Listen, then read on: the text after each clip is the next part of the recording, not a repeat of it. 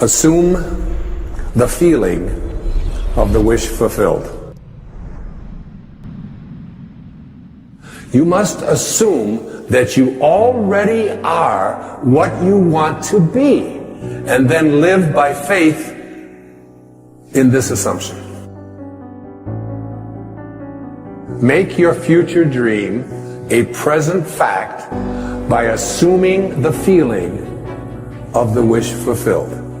So whatever it is that you would like to experience in your life, remember, your imagination is yours. Everything that now exists was once imagined. Therefore, everything that is going to exist must first be imagined. Henry David Thoreau had probably the greatest definition of success that I have ever heard. He said, if you advance confidently in the direction of your own dreams and endeavor to live the life which you have imagined, you will meet with a success unexpected in common hours. It will chase after you if you can place into your imagination what it is that you would like to attract and begin to feel it. That which you feel yourself to be, you are. And you are given that which you are. So assume the feeling that would be yours were you already in possession of your wish. And your wish must be realized. So live in the feeling of being the one you want to be, and that you shall be. Every feeling makes a subconscious impression. And unless it is counteracted by a more powerful feeling of an opposite nature, it must be expressed. Your feelings are different from your thoughts. Your feelings are what you experience in your body. The dominant of two feelings is the one expressed. Every feeling that you have makes a subconscious impression upon your body and upon your awareness. Now, you need to understand the subconscious mind of yours. Your subconscious mind rules your life. 96 to 97% of everything that you do is done as a result of your subconscious mind. And when your subconscious mind gets programmed, it goes ahead and responds to whatever it is your conscious mind has placed into it. This subconscious mind of yours is most impacted by your feelings. A change of feeling is a change of destiny. A change of feeling is a change of destiny. Write it down. Stick it on the wall next to your bed. If you came into where I sleep, you would see that. I look at that all the time. I want to practice putting into my subconscious mind the assumption of the feeling of what it is that I would like to attract into my life as if it already existed, and to feel it, not just to think it, but to feel it. If this assumption about what you would like to become is persisted in until it becomes your dominant feeling, the attainment of your ideal is absolutely inevitable. You must first assume the feeling of a wish fulfilled in all aspects of your life.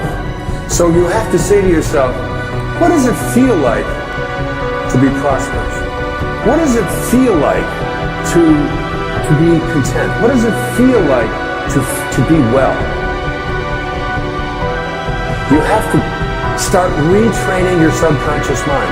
And your subconscious mind, it responds to what it is that you suggest to it. Now, the intriguing thing about your subconscious mind, your habitual mind, is that it can't make a distinction between what it is that you are feeling as a result of what you have placed into your imagination and assumed the feeling of it, and what you are experiencing every day in your life. If you go around feeling unhappy, depressed, miserable, sad, whatever, your subconscious mind says, oh, So this is what it is that you would like to attract into your life. And the universal subconscious mind, to which we were all connected, that we call the creative source of the universe, the divine mind, God, the Tao, whatever you might want it to be, it will begin to offer you experiences that match up to what it is that you are feeling, so your body responds to what it is you place into your subconscious mind. You have to retrain it. If I've programmed into my subconscious mind feelings of poor me, I can't do anything about my life, other people are responsible for the reason why I can't get myself happy and healthy and so on. If I live with that kind of consciousness within you, you're going around feeling it all the time. Your feelings create the destiny that you want. If this assumption is persisted in until it becomes your dominant feeling, the attainment of your ideal is absolutely inevitable. And what's the paramount feeling that you want to have? The feeling of love. Love is the feeling you must assume. Your imagination is able to do all that you ask in proportion to the degree of your attention.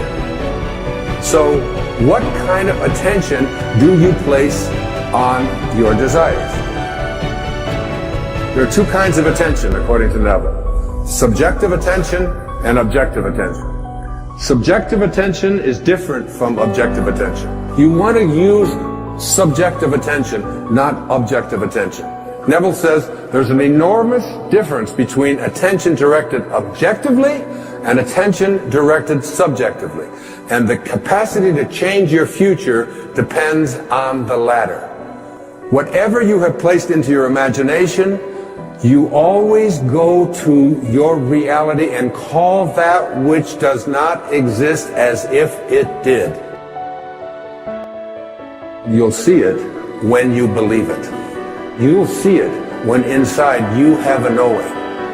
You, and only you, capital Y-O-U, are the subject that impacts the burning desire in your imagination.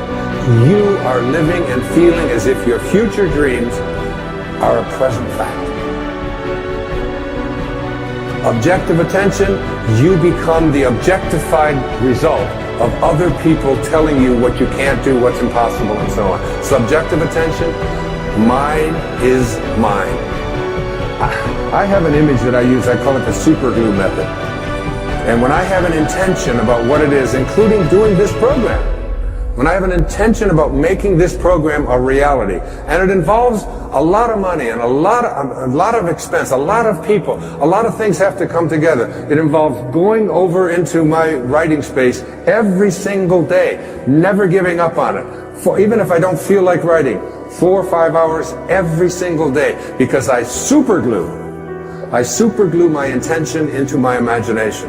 And I don't allow anybody else's opinions to do anything to distract from that. I don't care if they tell me I can't do it, or if it's impossible, or it'll cost too much, or we can't do it. My intentions are super glued there. And I have that do not disturb sign placed on my imagination, and it is mine. Use this. Don't allow anybody else's opinions. Don't allow what it says on the internet. Don't allow the research. Don't allow what anybody out there tells you is possible or not possible for you.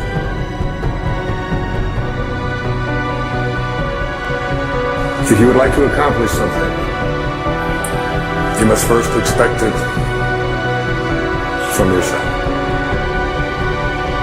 Every one of you are a spark that can grow until you recognize that you truly are divine beings. Because in every moment of your life, you have this choice. You can either be a host to God or a hostage to your ego. It's your call.